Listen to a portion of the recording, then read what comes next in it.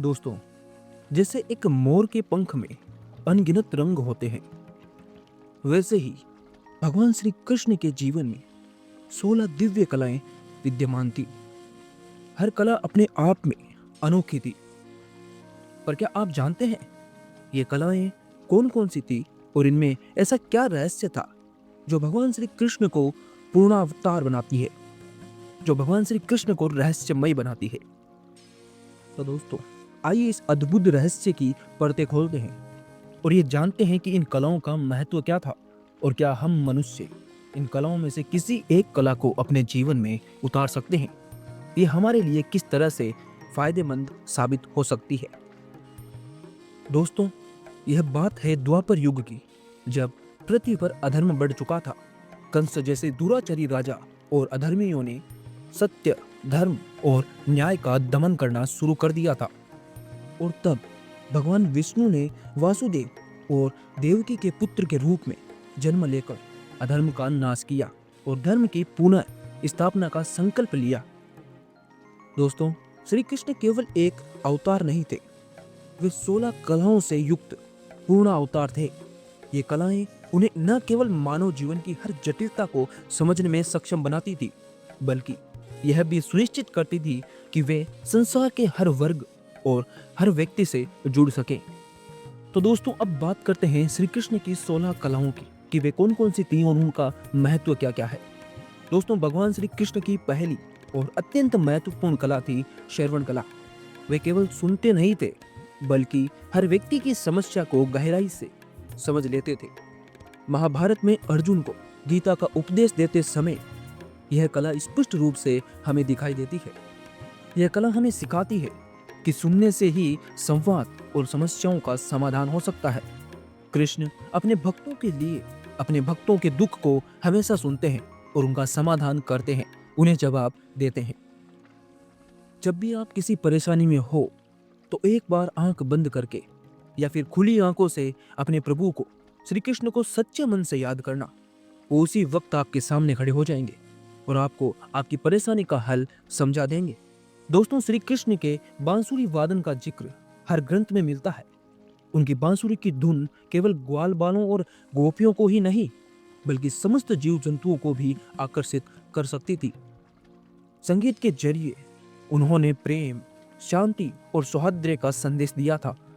बांसुरी उनकी आत्मा की शुद्धता और सृष्टि के प्रति उनके प्रेम का प्रतीक मानी जाती थी।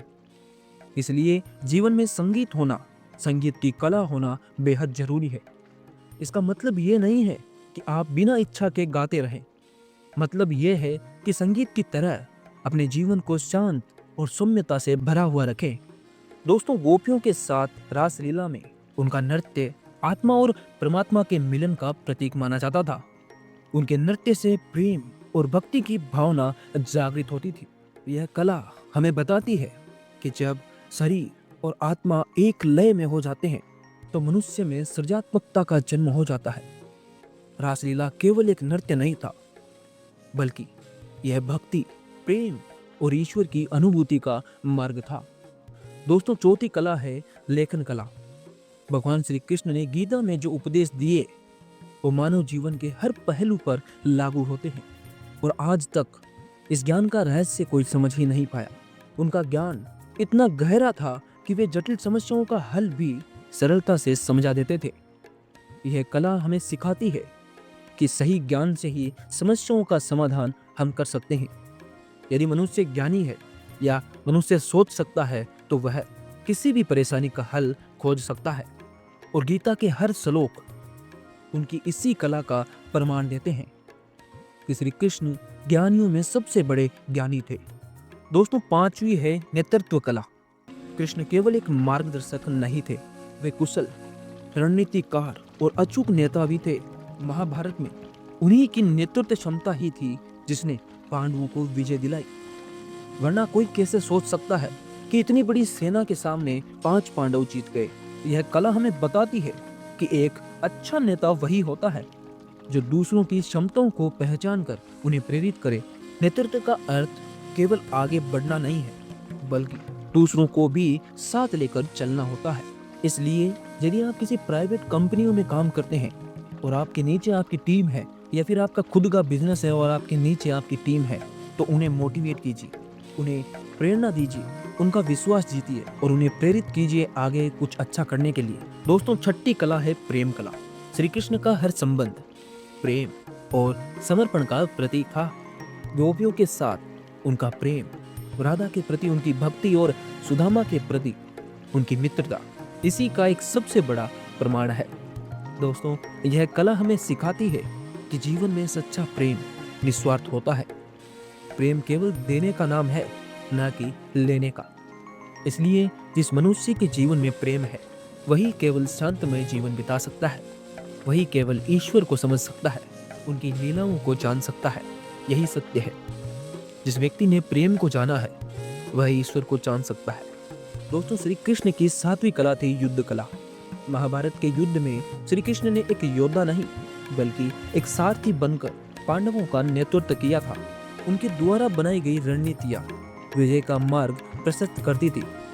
यह कला हमें बताती है कि जीवन में हर समस्या का समाधान कुशल रणनीति से किया जा सकता है। एक अच्छे सोच और एक अच्छे प्लान से हम किसी भी समस्या का समाधान कर सकते हैं। युद्ध केवल बाहरी नहीं, बल्कि आंतरिक संघर्ष का भी प्रतीक माना जाता है, क्योंकि मनुष्य का असली युद्ध तो अपने आप से होता है, अपने अंदर से होता है। और जब कोई मनुष्य अपने अंदर की स्थिति को जीत लेता है, अपने अंदर के उस अहंकारी राक्षस को जीत लेता है, उसे हरा देता है, तो फिर उसे कोई भी कभी भी हरा नहीं सकता। दोस्तों, आठवीं कला है सेवा कला। श्री कृष्ण का जीवन सेवा का प्रतीक था। गोवर्धन पर्वत उठाकर उन्होंने ये संदेश दिया था कि सच्चा ईश्वर वही है जो अपने भक्तों की सेवा करता है। यह कला हमें सिखाती है कि सेवा से बड़ा कोई धर्म नहीं है, और सेवा के माध्यम से ही हम दूसरों के जीवन में सकारात्मक बदलाव ला सकते हैं। इसलिए अपने जीवन में बड़े बुजुर्गों की सेवा करें और उनका आदर करें, उनका सम्मान करें। दोस्तों, श्री कृष्ण की 9वीं कला थी धर्म स्थापना की कला। श्री कृष्ण का अवतार ही धर्म की स्थापना के लिए हुआ था। गीता में उन्होंने स्पष्ट कहा था, यदा यदा ही धर्मस्य ग्लानिर्भवति भारत। यह कला हमें सिखाती है कि धर्म का पालन करना और अधर्म का नाश करना हमारा कर्तव्य है। हर मनुष्य का कर्तव्य है। हर मनुष्य का ये कर्तव्य है कि वह धर्म के साथ खड़ा हो, सत्य के साथ खड़ा हो और अधर्म के खिलाफ खड़ा हो, उसका नाश करे। धर्म केवल पूजा नहीं है, बल्कि सत्य, न्याय और करुणा का मार्ग है। इसलिए अपने जीवन में इस मार्ग को कभी ना छोड़ें, इस मार्ग के विपरीत कभी ना चलें। दोस्तों, श्री कृष्ण की 16 कलाएं उन्हें पूर्ण अवतार बनाती है। इन कलाओं के माध्यम से उन्होंने जीवन के हर पहलू को पूर्णता के साथ जिया और संसार को यह संदेश दिया कि हर व्यक्ति के अंदर ये कलाएं छिपी है, बस केवल हमें बाहर निकालनी है, केवल हमें जानना है। और ये सब करके हम भगवान की बराबरी कभी नहीं कर पाएंगे, लेकिन अपने जीवन को शांति और समृद्धि के साथ जी सकते हैं, आत्मा के उच्चतर स्तर तक पहुंच सकते हैं। और वहीं से खुलता है पंच मुक्ति मोक्ष का मार्ग, और उन्हीं में से एक मोक्ष का मार्ग हमारे लिए चुना जाता है, और हमें फिर उसी पर चलना होता है, हमें फिर उसी के हिसाब से चलना होता है, और तब जाकर हमारा मिलन होता है भगवान से, ईश्वर से, परमात्मा से, और तभी होता है आत्मा का अपने परमात्मा से मिलन। तो दोस्तों, श्री कृष्ण की ये दिव्य कलाएं केवल उनके जीवन का एक हिस्सा नहीं थी, बल्कि हमारे जीवन के लिए भी एक मार्गदर्शन थी। बेसिकली हम ये कह सकते हैं कि भगवान श्री कृष्ण ने हमें मानव जीवन को एकदम सही ढंग से, एकदम आज़ादी से, एकदम बढ़िया तरीके से किस तरह जिया जाता है, ये जीवन जी के दिखाया है। कृष्ण के जीवन में क्या क्या नहीं हुआ। जन्म लेते ही अपने माँ बाप से दूर हो गए, अपने ही मामा का वध करना पड़ा, जिससे उन्होंने सबसे ज्यादा प्रेम किया, उन्हीं को छोड़ना पड़ा। यदि दुख देखा जाए तो भगवान के जीवन में भी था, और इससे वह हमें यही संदेश देना चाहते हैं कि आपके कर्तव्यों का आपको निर्वाह करना पड़ेगा, और जीवन का नाम ही दुख है। दुख और सुख आते जाते रहते हैं, आप तो केवल अपने रास्ते पर चलते रहिए, इनसे विचलित होना आपका काम नहीं है।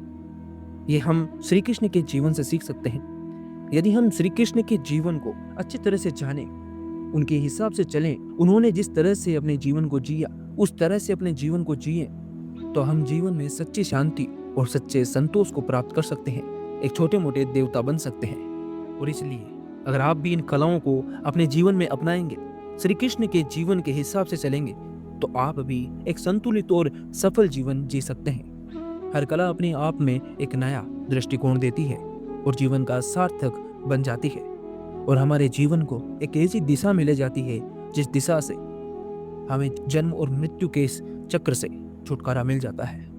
दोस्तों, अगर आपको ये वीडियो अच्छा लगा तो इसे लाइक करें, और अगर आप हमारे चैनल पर नए हैं तो हमारे चैनल को सब्सक्राइब जरूर करें, ताकि आपको इसी तरह के ज्ञानवर्धक वीडियो मिलते रहें। और हम चाहते हैं कि आपका जीवन बदले और आप सत्य को पहचानें और सत्य के मार्ग पर चलें। और अब हम ये उम्मीद करते हैं कि आप अपने जीवन को सही दिशा में लाने के लिए श्री कृष्ण के मार्गदर्शन पर चलेंगे, उन्हीं के जीवन के हिसाब से चलेंगे। बाकी दोस्तों, इस वीडियो को अपने दोस्तों और परिवारजनों के साथ शेयर जरूर करें। हरे कृष्णा।